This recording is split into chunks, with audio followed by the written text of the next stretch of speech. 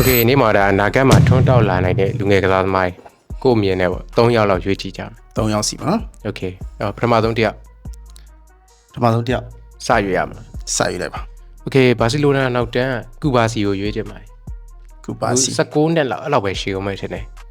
ဒါအသင်းကြီးမှာလည်းတချို့ပွဲနေရာရပြီးတော့ခံစစ်ပိုင်းကဆွဲဆောင်ရကောင်းတယ်လို့ပြောလို့ရတယ်ဆိုတော့ထိတ်တန်းခံစစ်မှုဖြစ်လာမယ်လို့ထင်တယ်ကူဘာစီကိုပဲရွေးပါတယ်ဒါသူကတော့ဒါ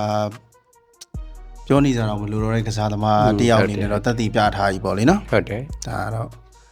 ညင်းပွားပဲမရှိပါဘူးနော်โอเคအခုအနေနဲ့ကတော့ပထမဆုံးတယောက်အနေနဲ့ရိုရီဂိုမိုရာပေါ့โอเคရိုရီဂိုမိုရာဒါပေါ်တို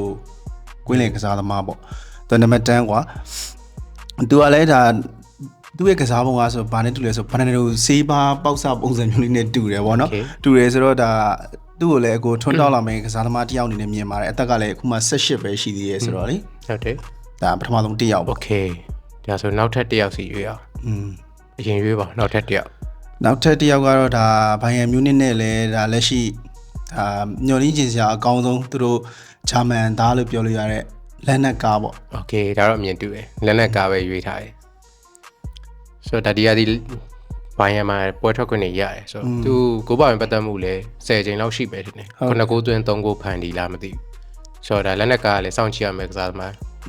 ဒါနံပါတ်10 row နဲ့တောင်ပန်နေမှာကစားတာပေါ့ဟုတ်တယ်ဘေဂျီအားတန်ပေါ့အနည်းကသူဒီပေါက်တည်းရဲ့ထိတ်နာကနေလှမ်းကန်တဲ့အလုံးနေဆိုလို့ရှင်ဒါကြောက်စရာကောင်းတယ်ပေါ့ဒါမူလာလက်သက်လို့လည်းပြောကြတယ်ကွာဟုတ်တယ်သူ့ပုံစံဘယ်သူနဲ့ပို့ပြီးတော့စင်တူလဲဆိုလို့ရှင်ကိုင်ဟာဘက်နဲ့တောင်နည်းနည်းတူသလားလို့တူသလားဆိုတော့ဝင်းနေလည်းနည်းနည်းထွက်ဆော့တယ်ဆိုတော့လေဒါသူကတော့မျောလင်းချင်းစရာကောင်းတယ်ပေါ့နော်ဟုတ်ပါတယ်ဒါနောက်ဆုံးတစ်ယောက်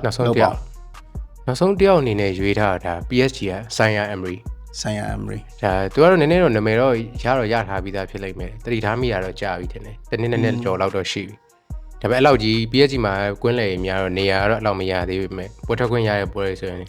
ကွင်းလယ်မှာလောက်ပြထားတဲ့ကစားသမားပဲဆိုတော့ဆိုင်ယာအမ်ရီကိုရွေးပါတယ်ဆိုင်ယာအမ်ရီကိုမြင်တဲ့တယောက်ကတော့ဟိုခရစ်စတော့မူဆာဂီတစ်ပေါ့ဒါသူက Greek သားကွာကွင်းသူကလည်းကွင်းလယ်ပဲသူအဓိကတော့ CN ဆော့တာပေါ့ CN ဆော့တာဒီလူကောင်ကတော့သေးတယ်ကွာဒါပေမဲ့အလားလာရှိတဲ့လူငယ်ကစားသမားလေးတယောက်ပေါ့အသက်ကလည်း18ပဲရှိသေးတယ်သူ့ကိုလည်းကိုအနေနဲ့ဒါအောင်မြင်မဲ့ကစားသမားတယောက်အနေနဲ့မြင်ပါတယ်โอเคအဲဆို3ယောက်တော့ပြည့်သွားပြီပေါ့နော်ကဲပါဒီနေ့မှာဒါအနာဂတ်မှာထွန်းတောက်လာနိုင်မဲ့လူငယ်သားမ3ယောက်ကိုအမြင်နဲ့ရွေးခဲ့တာဖြစ်ပါတယ်ဟုတ်ပါတယ်ဆုံးဖြတ်ကြည့်ပြတော့အားလုံးကျေးဇူးတင်ပါတယ်ကျေးဇူးပါ